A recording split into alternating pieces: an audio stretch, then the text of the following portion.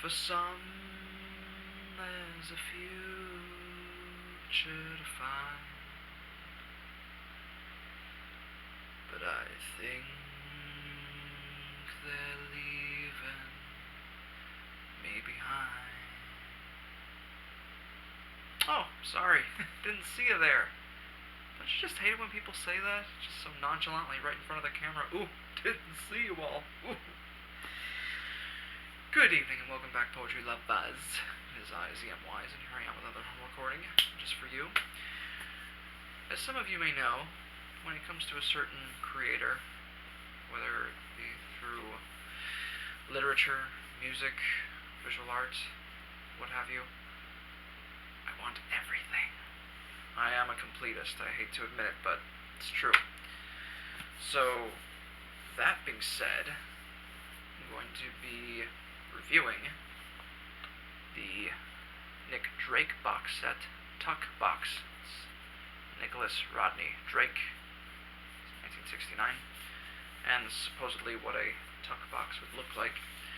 So, this collection has all three of his studio albums, 5 Leaves Left, Brighter Later, Pink Moon. These were released during his lifetime, and then 2 posthumous albums, Made to Love Magic, and then some early work. It's known as Family Tree. Now, being the completist that I am, I have no clue why this collection did not include the first compilation of unreleased material called Time of No Reply. I can only assume copyright issues. It was available in a previous box set, I believe, Fruit Tree. But anyway, let's take a look at the contents, shall we? Here we go. So this box set includes a few posters. I'll be showing you each poster before we get to the meat and potatoes of the set. This is for Brighter Later. Brighter Later. November 1st. Alright. We have this next poster. So, go. Ooh. Look at that. Always, there's something about negative photography I've always loved. Pink Moon, February 25th. Interesting promotional poster for it. Let's see this one.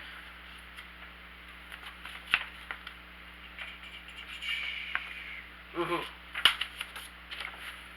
Family Tree. I'm going to gush about this collection once we get to it. So, I'll just read you what it says really quick. Recorded in the 1960s at Nick's home and in France, including recordings that precede his 3 studio albums. These are period amateur home recordings that capture the sketches of a burgeoning songwriting genius. The songs range from the early influential songs by his mother, Molly Drake, through to recordings made by his colleague and arranger, Robert Kirby, in 1968. 28 rare and exclusive tracks with lengthy sleeve notes in a deluxe CD package. Not bad, I'd say. Let's see. A couple more posters here. Definitely going to be hanging these up in my new place. This is for Made to Love Magic. Very nice. Those are the 3 studio albums.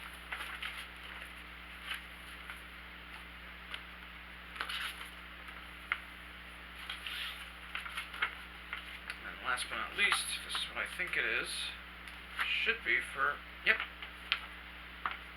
5 Leaves Left.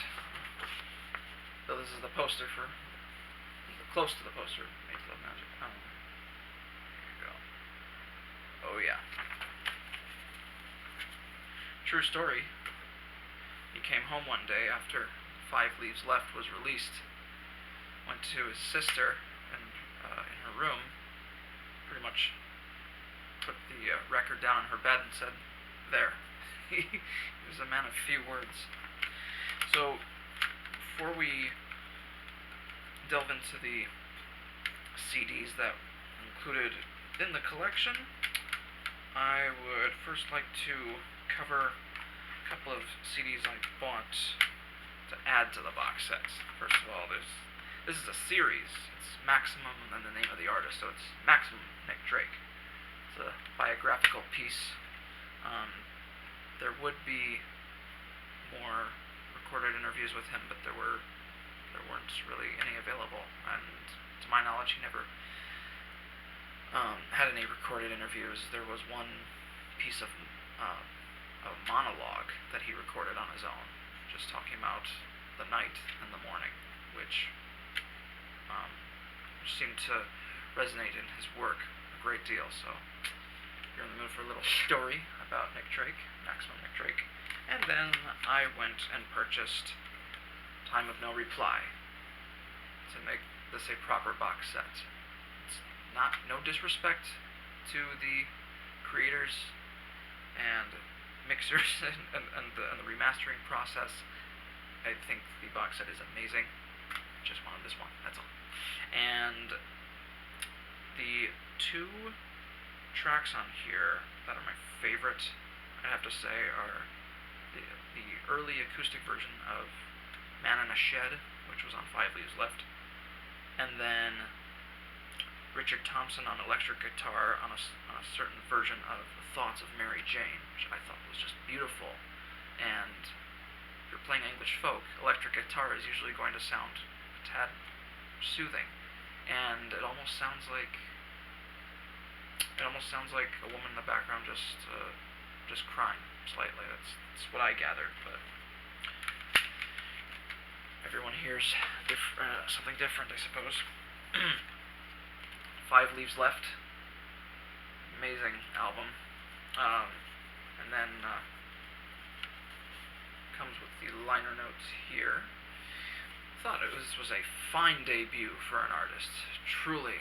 I mean, Nick showed something promising from the get-go, and he spent goodness knows how long practicing on his guitar during his childhood and his adolescence, and before you know it, Joe Boyd, who produced Pink Floyd, saw something in him. So, favorite tracks from this album would be Riverman. Yes, I know, typical greatest hits track from Nick Drake, but I love it. Day is Done. There's a very rare version where it contains more of a string arrangement. Sounds very rough, but it's gorgeous. I can't describe it. It sounds like something from late 1960s England. There's just no other way to describe it. I love Cello Song, Thoughts of Mary Jane, and Man in the Shed. These versions are alright, but I still prefer the demo versions on Time of No Reply. So, 5 Leaves Left.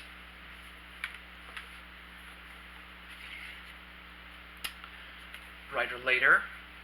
So, like his freshman album, Brighter Later was also just as orchestrated. There were string arrangements. There were people thought it sounded fuller, in a sense.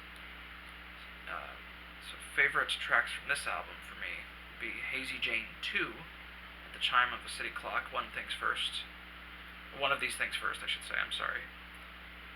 And then, of course, his hit track, Northern Sky. I mean, it's probably one of the most beautiful, heartfelt songs on earth. You can't not smile after listening to Northern Sky. You just can't. Yeah, it's absolutely wonderful. And just one of his rare pics of him smiling. Absolutely love it. Love this very ominous, haunting, mysterious picture. Almost reminds me of a modern day version of that art piece known as The Thinker. And who knows what's running through Nick Drake's mind here.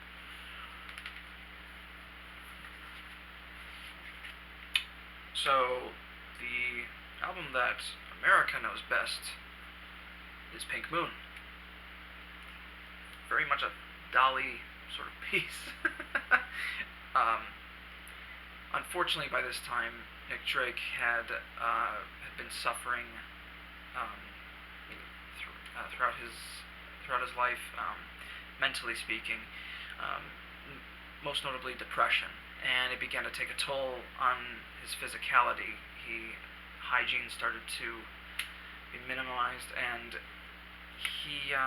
the reason why there's an art piece on here is because they said by then he looked a little too disfigured, a little too disheveled, and they did not want to show his face on another album cover, as they feared it might repel certain audiences. And so Nick Drake told the artist, just, again, man, a few words, just walked up to her and said, "Give me a pink moon."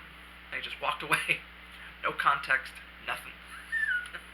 So I thought this was a nice turnout. I really do. And part of the reason why America loves this so much is because in America, a lot of folk artists, it was just one person and their guitar, or two people and their guitars. Now with Nick Drake's previous albums, it was full orchestration. Now with this one, it was just Nick Drake and his guitar, with the exception of the piano on Pink Moon, which he played himself. And ironically, at this time, people in England didn't find this album as attractive. So I thought that was an interesting turnaround. Favorite tracks on here, for me, include Pink Moon, Road, just beautiful, beautiful. The instrumental piece, Horn, No, K-N-O-W, and Parasite. But I do prefer the demo version of Parasite. It gives me goosebumps each time. Yeah, it's absolutely marvelous. Then, the compilation album, Made to Love Magic, which I should say is the other compilation of unreleased material. It's just gorgeous, look at that. And then, just Nick looking off into the distance. And there were 4 tracks that were recorded even after Nick Drake said, "I'm through with music, I have nothing more to say." By then he was so discouraged at the lack of sales of his previous albums. He was so angry, but the fact of the matter is, he had little to do with promotion on a certain level. He played a limited number of concerts, I believe 4 to be exact. I can identify in a way because I feel more liberating. I feel more liberated when I'm recording rather than performing. But I do still love performing. I do indeed. Yeah, so this album includes said tracks, as well as Time of No Reply, although some were recorded slightly different. Favorite tracks from here include this version of Hanging on a Star. There were 2 versions of Hanging on a Star, one on Time of No Reply and one on here. I prefer the version on here. I feel it flows smoother. Mayfair, pure beauty in that song, it truly is. And then I do like Black Eyed Dog, truly. Even when I first saw the title, I was thinking of the old English legend of Black Shuck, which is pretty much an apparition of a large spectral dog, which is usually black, but it has nothing to do with that at all. It's what I gathered. They were his personal demons, which, of course, echo in quite a few of his songs. And some of them are more difficult to listen to. You really have to have a stomach for that. And some people can only take so much. I'm addicted to Nick Drake, and I'm there with him throughout everything he's feeling, everything he's trying to express. He really was someone who stepped out of the Romantic period. He was heavily influenced by William Wordsworth, lyrically speaking. So, Made to Love Magic. And last but not least, Posthumous collection, Family Tree. Now, the great thing about this album is that, like I said when I was reading the poster, it includes early home recordings and sketches, and actually includes not one, but two songs performed by his mother. Now, his mother, Molly Drake, was a pianist and a poet during World War II, and her work is something special. No disrespect to artists like Vera Lynn, but I love Molly Drake to pieces. I truly do. And it's obvious that a lot of Nick Drake's influences stem from his mother. And those two songs are Poor Mum and Do You Ever Remember. I've listened to the whole Molly Drake album, and I really need to purchase that and just add it to this collection. It's pretty much practically all of her work, and she would set her poems to songs, which is what I do. And so, hands down, my two favorite pieces on here, or I should say a few favorite pieces. He does a wonderful cover of the old folk song, Blues Run the Game. It's a beautiful, beautiful piece. People like Sandy Denny and Simon and Garfunkel have covered it. And then two original pieces that I love to death are They're Leaving Me Behind, which is what I was singing in the beginning. Probably my favorite Nick Drake song of all time is They're Leaving Me Behind. And if you can find it, there's a beautiful alternative version as well. And then there's a brief spoken word poem called Timepiece, and you can hear the ticking of what sounds like a metronome, or possibly a clock. And it's very haunting. So, there are a few other covers on here as well. And